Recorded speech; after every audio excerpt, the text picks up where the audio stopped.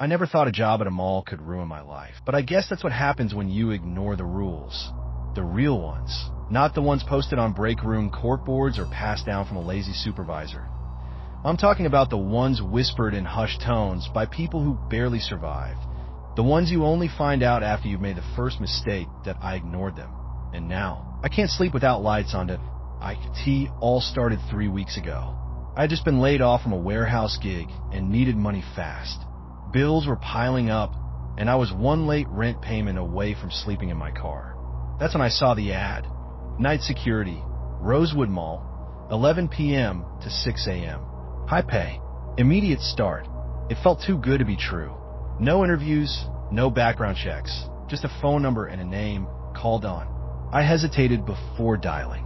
Something about the listing felt off, but I made the call anyway. Don answered after one ring. Can you start tonight? That was it. No small talk, no questions. Just that one sentence, flat and tired like he'd said it too many times before. I said yes. I needed the money. The mall looked different at night. During the day, Rosewood Mall was busy, bright, full of families and noise. But at 10:45 p.m., it felt like a tomb. The parking lot was nearly empty, lit only by flickering sodium lights. The huge structure loomed over me like a sleeping creature. I parked in a back lot, near the loading dock, and made my way to the staff entrance like Don had instructed. He was already waiting. Right on time, he said, not smiling. Don looked exhausted, red eyes, unshaven, and his uniform shirt was buttoned wrong. He handed me a security badge and a laminated card. Rules are on there. Read them. Follow them. I started to ask a question, but he cut me off. I'm not going to sugarcoat it. You follow the protocol. You're fine. You start. Cutting corners, he trailed off, staring past me toward the dark corridor inside. That I turned to follow his gaze, but there was nothing. Just shadows. Look, he continued, his voice low now. Your rounds are once an hour. Camera checks every 30 minutes minimum. No sleeping. No wandering off route. And if anything weird happens, don't engage. Just come back to the office. Got it. I nodded. Weird how? I asked. Don didn't answer. He just looked at me with this mixture of pity and dread. Then he walked away, his footsteps echoing down the hall until they disappeared entirely. The security office was tucked behind the food court, a narrow room with 4 monitors, a radio, and a broken chair that creaked if you shifted wrong. The laminated rule card Don had given me was more detailed than I expected. Night security protocol, Rosewood Mall. 1. Check all camera feeds every 30 minutes. Don't watch any feed for more than 60 seconds, continuously. Point 2. Hourly patrols. Main concourse, food court, and upper level. Point 3. Do not engage with anyone who is not a confirmed employee or emergency personnel. Point 4. Avoid the children's play area between 3 a.m. and 3:33 a.m. Point 5. If you see a woman in white walking the concourse, turn around and return to the office immediately. Do not speak to her. Point 6. If the escalators start moving after midnight, check cameras but do not investigate in person. Point 7. If the time on the wall clocks ever moves backward, return to the office and wait for it to correct. Point 8. Do not answer knocks on the office door between 4 a.m. and 4:30 a.m., regardless of who it sounds like. That I read it twice, thinking it had to be a joke. That I even laughed out loud. The woman in white? The moving escalators? This was probably some elaborate hazing ritual. Still, I couldn't shake Don's tone that he hadn't been joking. Not even a little. The first hour passed quietly. I watched the monitors flip between feeds, check my watch. Everything was still. 18 midnight. I started my first patrol. I took the flashlight from the desk and stepped into the corridor. The lights in the mall were dimmed after hours, just enough to see a few feet ahead. Every step echoed. The air felt colder than it had in the office, and my footsteps were the only sound. I passed shuttered stores, dark window displays, locked gates. Then I passed the toy store. There was a mannequin inside, wearing a superhero costume. I glanced at it out of instinct. That IT was looking at me, not facing my direction, looking at me. That I stopped. Shine my light on IT. IT was just a mannequin, just a trick of the angle. That I moved on. To 12:47 a.m. I was back in the office. I did another round of camera checks. Feed 3, play area. Still, feed 6, second floor escalators. Still, feed 9, loading dock, empty. Then something flickered. Feed 6 glitched for a second, a burst of static. Then the escalator started moving. Slowly, like they were carrying invisible passengers upward. I watched, transfixed. Then I remembered, Rule 6, if the escalators start moving after midnight, check the cameras, but do not investigate in person. My hand hovered over the radio. But who was I going to call? There was no one else here. I kept watching, and then I saw it. A figure, on the up escalator. Not walking, just standing. Still, motionless. It wore something long, maybe a dress or coat. Hard to tell on the grainy feed. The figure reached the top, stepped off, and vanished. It didn't walk away, didn't turn, just disappeared from view. I sat there, frozen, until the screen flickered again and the escalator stopped moving. At 1 a.m., I was supposed to do my next patrol, but I hesitated. I stared at the rule sheet. At Rule 5, if you see a woman in white walking the concourse, turn around and return to the office immediately. Do not speak to her. I didn't say what would happen if you did, but it didn't need to. At 1:07 a.m., I stepped out for my second patrol. My legs were stiff, my breath shallow. I kept the flashlight aimed ahead, its narrow beam cutting through the dim. The mall felt different this time, heavier, like something was awake now. I stuck to the route Don had mentioned. Main concourse, food court, upper level, back to the office. Easy, just keep moving. Don't stop. Don't look too long at anything. I passed the same mannequin outside the toy store. Superhero costume, arms raised. It hadn't moved. Good. But when I reached the center of the mall, by the fountain, I stopped cold. There was a woman standing near the carousel. She wore white. Her hair was dark, long, reaching the middle of her back. She wasn't moving, just facing away, like she was staring at something I couldn't see. My mouth went dry. Rule 5, if you see a woman in white walking the concourse, turn around and return to the office immediately. Do not speak to her. She hadn't seen me. Or at least, she hadn't moved. I slowly backed away, careful not to make noise. But then she spoke. Do you work here? Her voice was quiet, calm, not threatening. Just sad that I froze. She didn't turn. She just stood there, her head tilting slightly like she was listening for my answer. Every instinct screamed. Don't answer. I turned and walked away. Please, she said louder now. I need help. I'm looking for my son. I didn't stop. I didn't speak.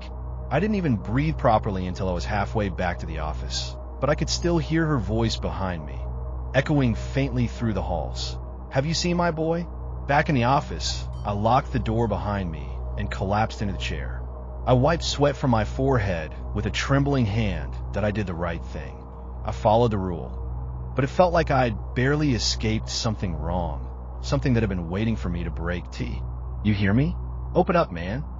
I stayed silent, didn't move, didn't speak. The voice outside dropped lower. Quieter. Don't be stupid. The next knock wasn't on the door, it was on the glass window to the left, but the office didn't have a window. Not one that opened to the hall. I sat in the darkness, my heart hammering, while the fake dawn kept knocking. Eventually, the sound stopped, but I didn't breathe easy again until the lights flickered back on at 2:41 a.m. When the monitors came back, every feed was static for a few seconds, and then they all returned to normal, except feed 2 that one showed the food court. The woman in white was sitting alone at a table. Her head was down. Her fingers drummed softly on the tabletop, over and over and over. 3 a.m. I remembered Rule 4. Avoid the children's play area between 3 o'clock and 3:33 a.m. That was the only rule with a specific time window that I didn't even think about going near it. But my curiosity got the better of me. I pulled up feed 11, which overlooked the play zone, a fake tree, a ball pit, 2 plastic tunnels shaped like animals. First, it was empty. Then the ball pit began to stir, just a little. A faint rustle of movement, like something breathing beneath the surface. I leaned closer. The balls were shifting, slowly sinking toward the center, like they were being pulled down by something unseen. Then came the laugh. A child's laugh. High-pitched, giggling. It sounded distorted, like a recording played at the wrong speed. I muted the feed, that I wasn't going to break the rule. But when I looked away and flipped back to the camera a minute later, something had crawled out of the ball pit. It was small, child-sized, but wrong. Its limbs were too long. Its skin, if it had skin, was translucent like cellophane stretched over bone. I watched it climb to the top of the plastic turtle tunnel and crouch there. Then it turned its head toward the camera and opened its mouth wider than any mouth should go. The feed cut to black. That I didn't patrol again. That I sat in the office, holding the flashlight, reading the rule card again and again like it was some kind of holy scripture. Like it might protect me if I just memorized it enough. That I kept hearing things outside. Footsteps, voices, the sound of a carousel that hadn't worked in years. Once, I heard the PA system crackle to life and a child's voice say, "Come find me." I didn't move, not until the clock hit 4 a.m.